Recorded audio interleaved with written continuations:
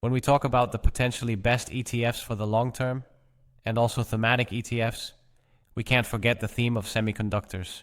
Semiconductors are really interesting for the long term, and specifically within the Giro core selection, there are a total of 2 ETFs focused on semiconductors. The first one is the iShares Global Semiconductor ETF with the ticker AME. We find the second one by going to the second page, and there we see the VanEck Semiconductor ETF with the ticker VVSM. That's a very important part of the economy, and that's also an important part of the economy. Choosing a semiconductor ETF alone, there's a big crucial difference, and that is risk diversification. The iShares Global Semiconductor ETF, as the name suggests, is global, but it's focused on more diversification and has more positions. About 200, and we see here that the number of positions is 260, while the VanEck Semiconductor ETF only has 25, so that one is very concentrated. And that's really quite striking. The costs are actually comparable, both at 0.35%, so that's not a reason to choose one over the other.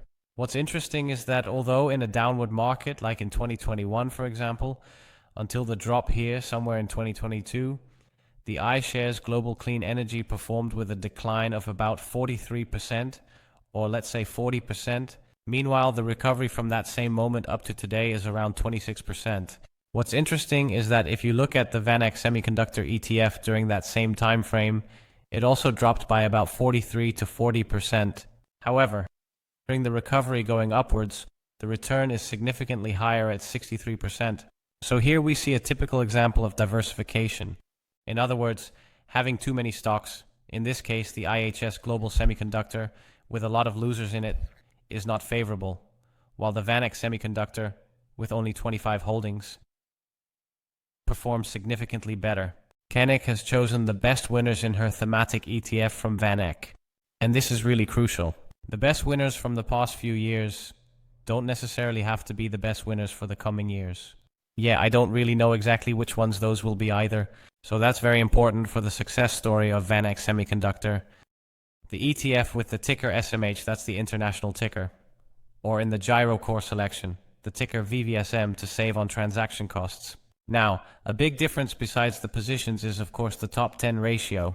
The SMH, the semiconductor from VanEck, is very concentrated, but what's important is that in both cases the PE ratio is super high.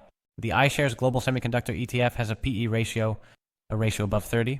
Historically, that's just really high, and you can say, yes, it's a super relevant thematic ETF, and it really is. However, the semiconductor ETF always moves in cyclical patterns, always. And the higher the PE, the greater the chance of downward declines. And it won't be the first time that the fund, in this case, could drop with a correction of 30 or 40% or more. So pay close attention to when you should get in. Then we have the VanEck Semiconductor ETF. The official ticker is SMH. So within the Giro core selection, there's a different ticker. So keep an eye on that. Costs are 0.35% per year. And if we look at the number of holdings, we see that there are 25 in total. And the top 10 holdings make up a total of 75%. So that's really high. So this theme is very concentrated. And of course, the winner is Nvidia. Yes, it has performed amazingly. Broadcom has also performed really well. In our individual analysis, we selected Broadcom in 2022. It's at something like over 200%. Check out our website for that. Those analyses are available for just €99 a year. So not a whole lot. And you see other companies that are doing really well. For example, Taiwan Semiconductor could still have a realistic entry point today because the PE ratio of Taiwan Semiconductor is quite reasonable. The one from Nvidia, for example, is really high. So the downside risk simply increases because of that. So be careful about when you enter, and I'm not really sure if I sold something in my portfolio here at the beginning of 2024. You see, I don't remember exactly when it was. I sold in phases. Is this a beginning? 24? You see, I don't remember exactly when it was. I sold in phases. If I had held on, it would have gone up a little bit more, and maybe it will go up even further in the future, who knows? I gradually sold my larger positions in this ETF for profits and reinvested those profits into other ETFs, mainly focusing on stocks with much lower valuations. Time will tell what the best strategy is, whether it's buy and hold or trying to sell high and buy low. And that will be my focus as well with the semiconductor ETF. If this were to experience a significant drop, a big correction, I wouldn't hesitate to buy a lot of it, because it's just a great thematic ETF, super relevant for the future. But today, specifically nowadays, the valuation is just super high.